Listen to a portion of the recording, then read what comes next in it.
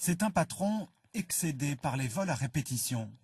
Il tape déjà celui-là en premier, puis après il essaie d'attaquer les cuves enterrées qui sont derrière.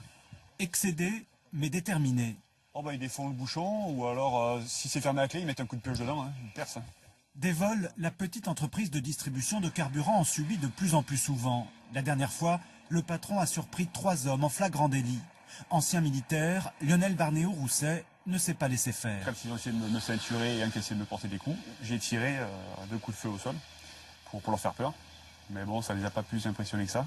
Parce qu'au contraire, ils ont essayé après de me désarmer. Donc là, effectivement, je me suis servi un peu comme d'une matraque. Sérieusement blessé, l'un des voleurs restera 2 jours dans le coma. Pour cette intervention musclée, Lionel Barnéo-Rousset est passé en correctionnel. Relaxé pour les violences, il a été condamné à 400 € d'amende pour port illégal d'armes.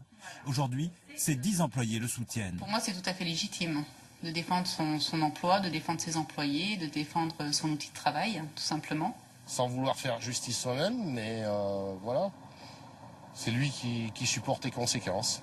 Vidéosurveillance, alarme, vigile, rien n'y fait. Le secteur est isolé et les gendarmes de la région couvrent une zone très étendue.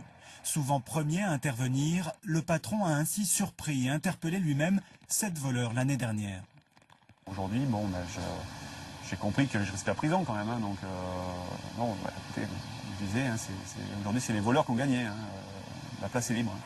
Dans l'immédiat, l'entreprise va se séparer de 2 de ses camions qu'elle ne peut mettre en sécurité la nuit.